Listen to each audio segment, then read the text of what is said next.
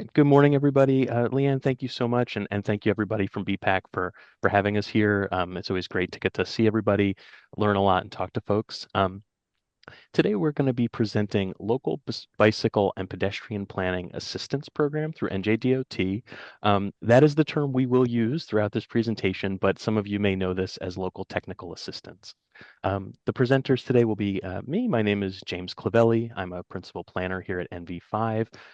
Bill Revere, a principal planner from NJDOT, will do a brief kind of history of the program, and then my colleague Brian Stankus, who's a senior traffic engineer at NV5, will present an ongoing LB PPA project focusing on process. So for any of our municipal and county partners there to get a chance to learn about that. So this program is through NJDOT's Bureau of Safety Improvement Programs.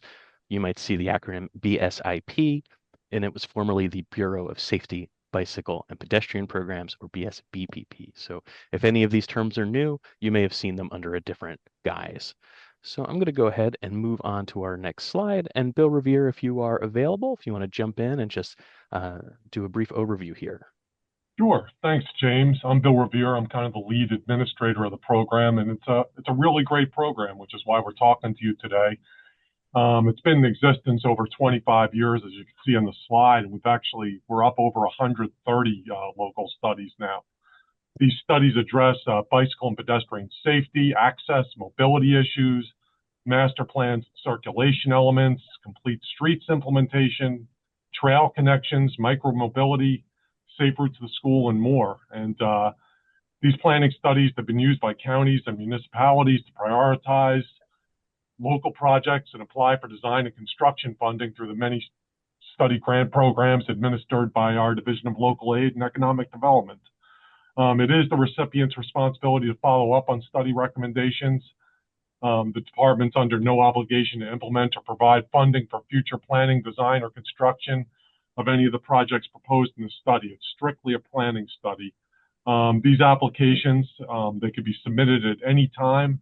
The list of requirements for the application includes a description of the issues to be addressed, commitment to in-kind support, and a resolution of support.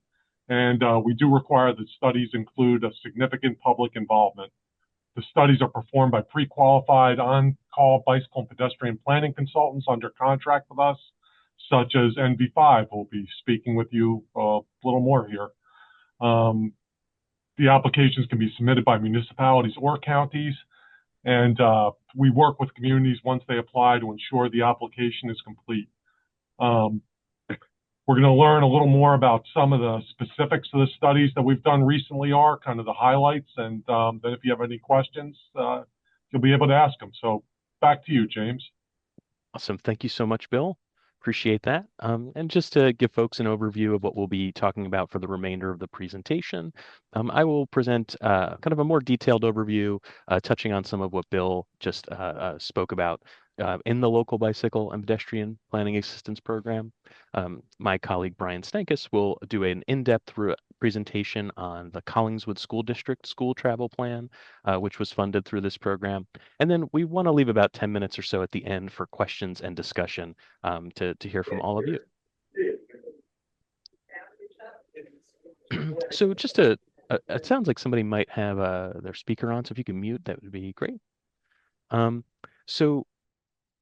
To give a sense of kind of the breadth of the program, it offers a range, and Bill touched on this. So there are local programs, very local, right, as local as a neighborhood, training, or something like that for safety, all the way up to kind of larger regional and even sometimes statewide projects planning projects that go through this. So we're going to touch on the different scale of those. I think primarily these are municipally focused, right? So one municipality will be the subject of a particular plan, or portions of that municipality, as we'll see.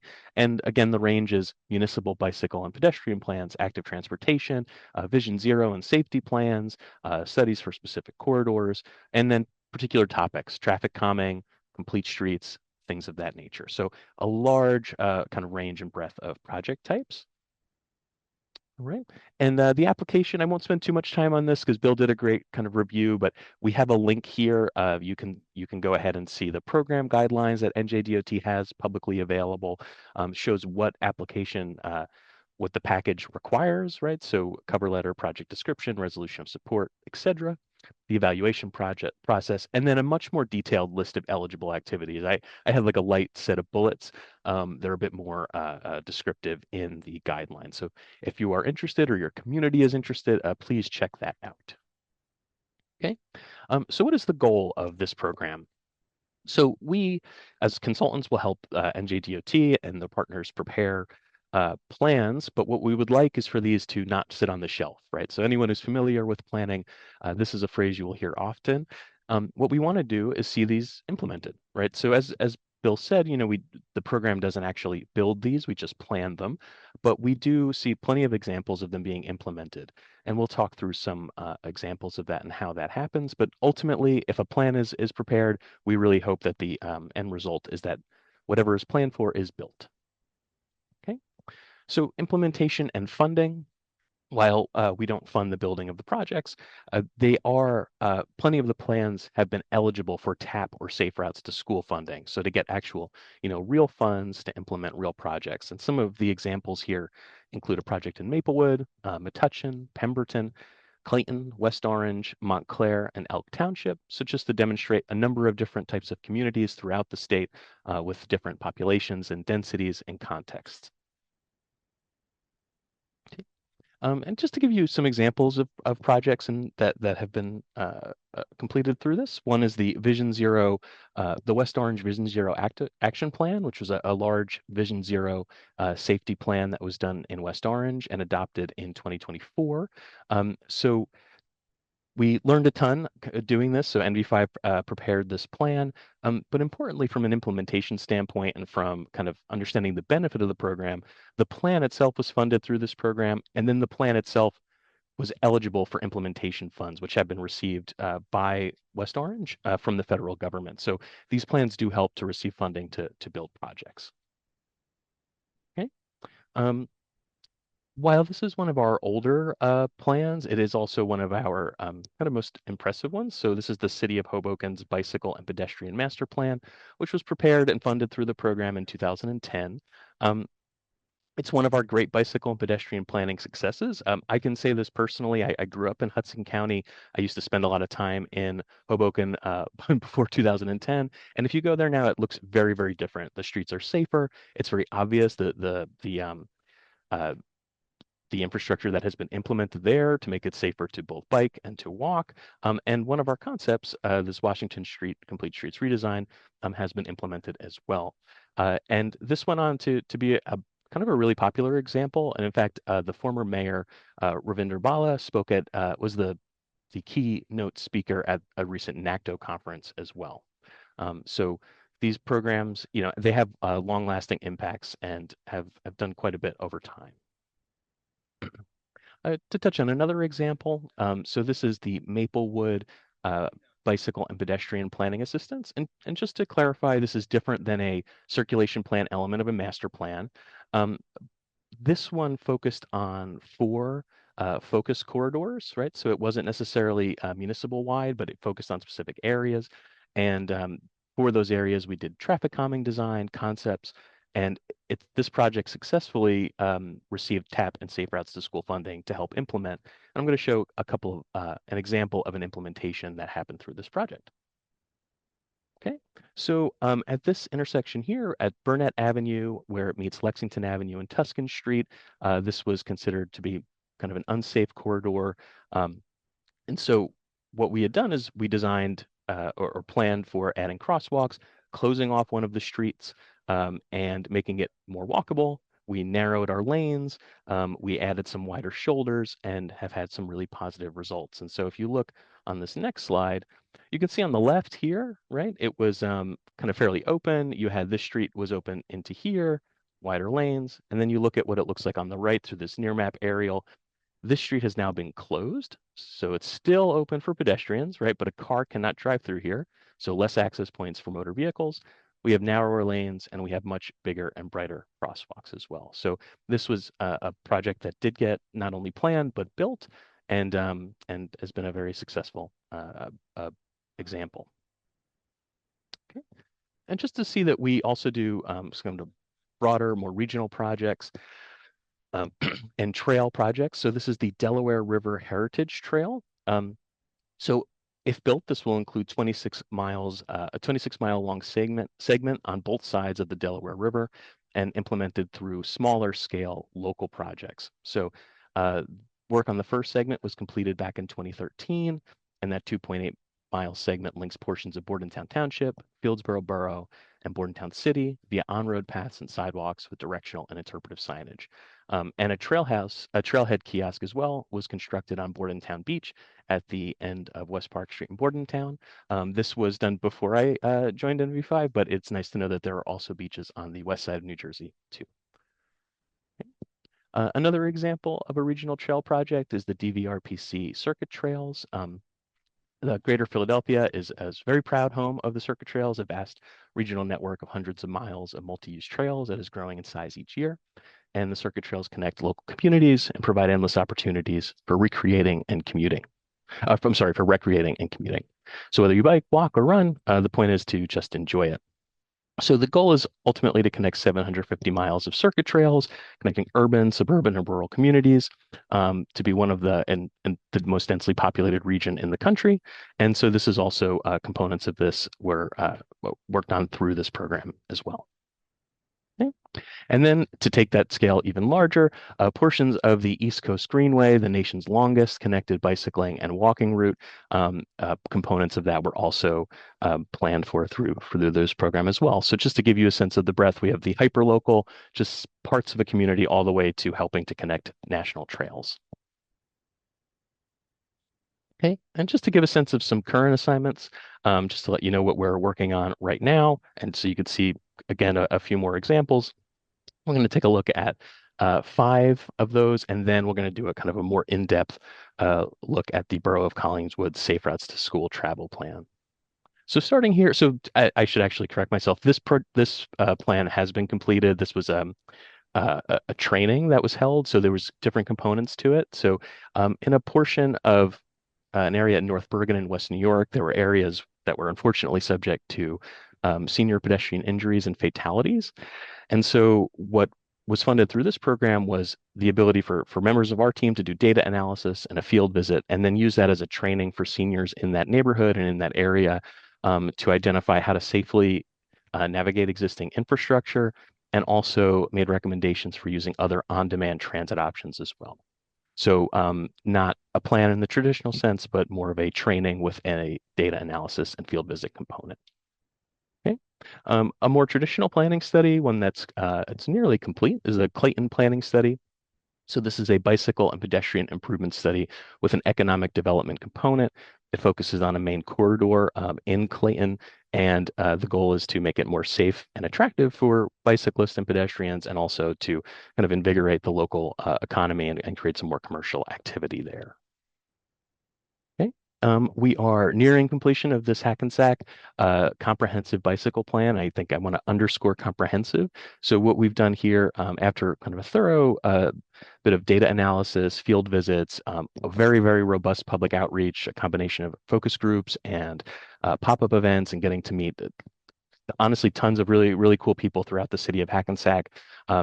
We created a proposed bicycle network. We have policies and funding and all sorts of things that we are making recommendations on. And it's really been a pleasure working with all components of the city, whether that was, folks from the school district, folks from all the different municipal departments, and hearing from DPW, and hearing from economic development, and from the engineers and from the planners. And so this has been a really fun project in a very densely high populated area. So we're really excited about that. And I look forward to in the future seeing how this plan is implemented.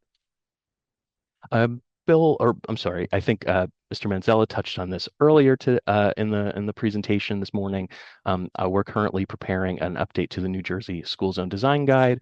In the thick of that, my colleague Andrea and I are working on that, and some of our partners at Tool Design Group. And this is, as stated, updating it in terms of national guidance from MUTCD, NACTO, AASHTO. Of course, having more up-to-date project examples and hoping to get that out at the towards the end of spring so that it can be utilized by school zones throughout the state. Okay. Another example of a manual, this is also being funded through the program, is we are updating the 2010 New Jersey Bicycle Manual to reflect new laws, bicycle types, and national guidance. It will feature updated content, improved graphics, and more user-friendly layout to serve both the public and law enforcement. And there'll be a more in-depth presentation during the safety subcommittee meeting later as well for those of you who will be attending. Okay. And the last example project before I hand it over to Mr. Stankus is the Bike and Pedestrian Master Plan Scoping Project. So working with NJDOT through this program, we have worked on providing a scope for the update. So we're just at 10 years since the last plan was published, and the scope identifies, what are examples that we were able to utilize from around the country. So best practices, what is outdated, what is most useful, what is most helpful to implement bicycle and pedestrian improvements, or excuse me, throughout the state. So that is in review by NJDOT right now. Okay. And with that, I'm going to go ahead and hand it over to Brian Stankus, Senior Traffic Engineer at NV5. Thank you, James. Good morning, everyone. As James said, I'm Brian Stankus. I'm traffic engineer with NV5, but I do a lot of work with Bettina and Rachna's planning group. This is my first BPAC meeting, but I see an awful lot of familiar faces and familiar names that are here, so it's nice to see you all. And yeah, I wanted to talk through the school travel plan we're wrapping up for the borough of Collingswood in Camden County. Next slide, please, James.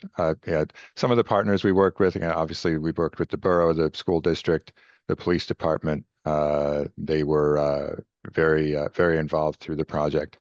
Camden County, DOT, Cross County Connection, the TMA, and of course our consultant team, which included TechniQuest.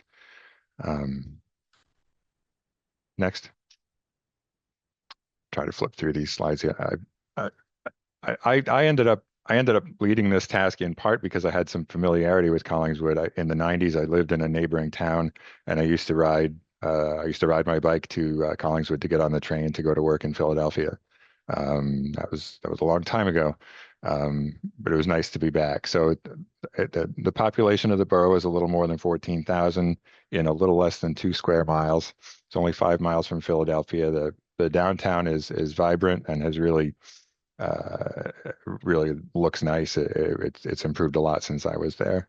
There's a lot of very dense residential, small lots, a lot of parks and green space, and it's well connected with bus and rail transit, including the Patco high-speed line to Philadelphia. And it's a very walkable community, except when you go to the school at arrival and dismissal, there's a hornet's nest of cars trying to get in and trying to get out. And Collingswood was very interested in trying to get more people on foot, more students on foot and on a bike to get to school to ease those conditions.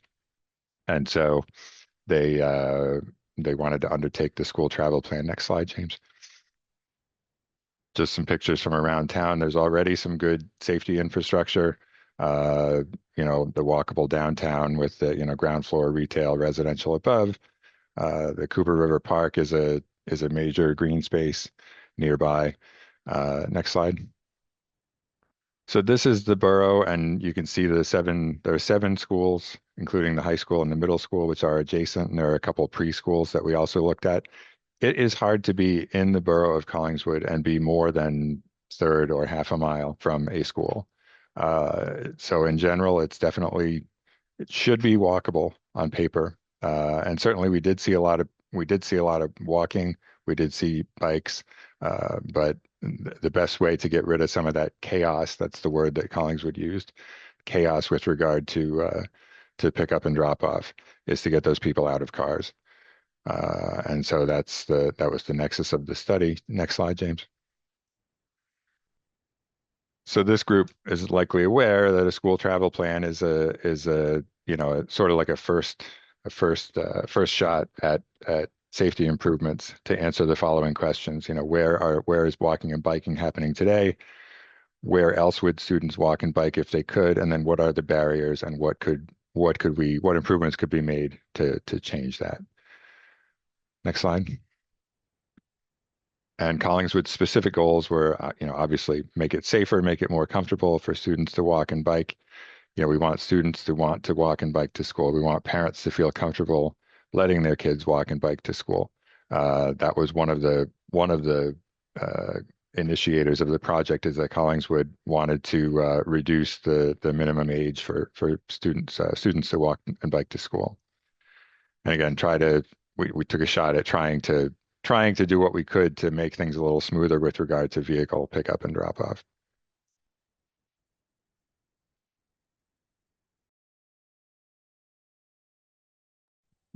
Have to mind my telephone. So I'm so sorry about that. So in New Jersey, the school travel plan resource is the New Jersey Safe Routes website through, the Bike Ped Resource Center and VTC.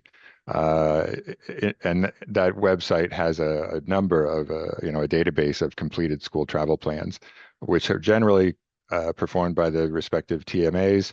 But in this case, NJDOT funded the effort through our Ped Bike Safety Contract, as was discussed previously. And so given the assignment, we had an initial meeting with the committee. You can see Bill Revere there, heavily involved in the project. And, we wanted to look at the maps and talk about where the problems are. So we made sure that we allowed for fully investigating the issues. And I love the affirmation we're getting from the committee member at the lower right. I actually didn't notice that until I was putting this slide together. It's good stuff. Next slide, please. And this is our scope of work, and it's pretty, typical for a project like this. And we don't need to talk about the project management, but we'll get into the data collection, just to summarize. James, next slide. We did put out some MyoVision cameras, not to do counts per se, but just to make sure that we could, sit and watch exactly what was happening from sort of like a higher perspective. We did some crash analysis. We did field views on foot, field views from a car, and a little bit on a bike to make sure that we understood the areas around the schools. And we also looked at some, I think it's cut off on the bottom of the slide, but we looked at some previous bike ped and planning related studies that had been done in the area. Next slide. Then the walk shops. And this is really when I learned the word walk shop. Being an engineer, I guess that it took me a while to learn it, but I certainly know it now. So we conducted morning and or evening or afternoon walking field views with the committee at all the schools that were identified as problem areas. And while we were out there, we had the opportunity to talk to parents and talk to some students about what was happening and what the problems are, and start to think about how we can address these. And that was a really enjoyable process. And I remember wearing short sleeves outside too, which was nice. Next slide.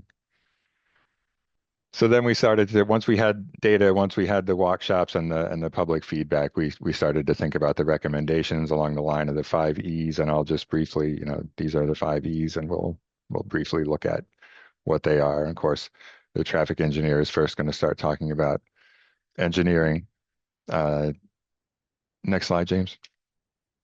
So we made a bunch of general engineering recommendations, which are, not really rocket science. Update your obsolete signage. There are a lot of crosswalk signs with those two lines. There's no retroreflectivity. Curb extensions when you can. High visibility crosswalks. Daylighting at intersections. A number of these schools has cars parked in front of stop signs. Cars blocking crosswalks. Coming to get their kids, and we can't have that. We also had a number of site-specific engineering recommendations. Next slide, James. This is an example of an intersection right outside one of the elementary schools, and we recommended some things like some contrasting colored pavement. There's already an existing curb extension there, which was nice. We want to build on that. Uh, Look at putting in a raised intersection there. There's some old flashing beacons on some old mast arms that aren't really working. We want to try to upgrade those. Um, and some other, RRFBs. There's a tree with some low branches. Another location where we looked at some improvements, next slide, James, was this 30 and 130 on the left-hand side is a major signalized arterial. There's a grade separated interchange, and you can see the design of these ramps and roadways they were designed to keep cars moving, perhaps even without having to touch the brake pedal. It's a definite barrier for pedestrian traffic getting to one of the elementary schools, which is a little bit off to the right. So uh, we had the county out there, we had the committee, and we talked about some solutions. And James, if you could flip, we were able to put together this concept to shrink that pavement down, slow down those movements moving through the area, and then we have some intersections that are smaller and provide more reasonable crosswalks. And also off to the right, we wanted to put in a little median island. Collingswood has a great example of a median island gateway just north of their downtown, and something, you know, all this traffic that just got off the high-speed arterial, uh, come through this on Ferry Avenue and then past this little median island, which is sort of like a gateway to, into the residential and in the downtown area.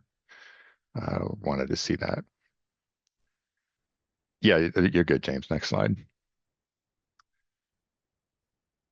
The next E is education. We want to make sure that, frankly, it came out that it doesn't sound like Collingswood really shares a recommended procedure for pickup and drop off at the schools. We would really like them to tell people this, hey, this is how we want you to do it. And hopefully they comply. School staff could be posted outside. Send some social media or telephone reminders every once in a while, just to remind, hey, just be careful, drive safely, try to keep safety at front of mind. Next slide. Encouragement, we want to again encourage bike use, and the bike bus idea is one that we love, and we think that it is really good, a good fit for Collingswood's small residential streets.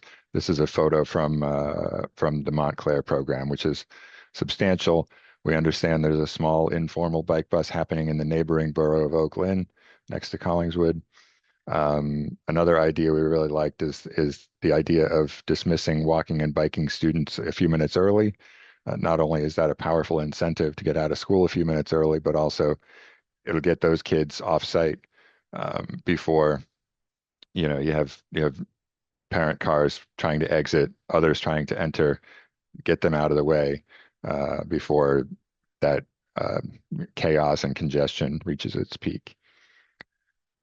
The next slide, I think, is enforcement. And again, this is largely with regard to police involvement. Radar speed feedback signs are great. Involve the police to maybe come to an event at the school or borough events to emphasize safety in school zones. And then the last E is evaluation. How did we do with the plan? We want the borough to have some pre-planned data. And then once some elements of the plan are implemented, do some follow-up studies. Did we get more? Do we have more students on foot? Do we have more students on bikes? Do we have fewer cars coming? Did the plan improve safety enough that we were really able to get those numbers up? And we would encourage the borough and the district to continue periodic assessments in the future, because additional challenges will surely come up, and we want to be able to use this as a starting point, but stay ahead of that in the future. Next slide. So then, obviously, the final topic is really to compile the final report, compile the plan to summarize everything we looked at, all the data we collected, to summarize funding opportunities. And then the most important part, there's some discussion on the chat this morning about documents that sit on the shelf. And that's the last thing we want. We want this school travel plan to serve as supporting documentation, to strengthen what we understand will be Collingswood's requests for implementation funding. And we understand that the school travel plan makes that application eligible for some extra points to have had that documentation done early. We know Collingswood has already been successful in getting some safe routes to school money in the past, and we're confident that once this plan is officially finalized, um, that will happen. Um, and at this point, the plan is more or less pre-final. That there were some comments from the borough and from the school district on the draft report, which we're now having the county look at because they affect some of their roadways. Right. Awesome. Brian, thank you so much. And I worked under Brian and prepared this plan, and I really enjoyed it working with the borough. So thank you for that. And we're going to jump into questions, but just to touch base on the program as a whole. New Jersey has a wonderful recent history going back to the early 1990s of active transportation milestones, and this local bike and pedestrian assistance program through NJDOT helps us to continue to reinforce and build that so that the state of New Jersey can continue to be on the forefront of active transportation planning for bicycle and pedestrian activities throughout the state, and to make our state safer, more comfortable, more accessible as well. So for our municipal county partners, activists who are on the call, please investigate the program, take a look at the guidelines. And for Q&A, but I have Bill who spoke earlier. His contact information is here. We have a link to the guidelines.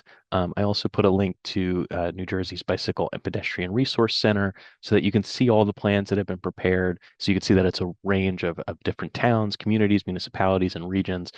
So there's a place there for all of our municipalities in New Jersey. So with that, I'd open it up to question and answer and discussion.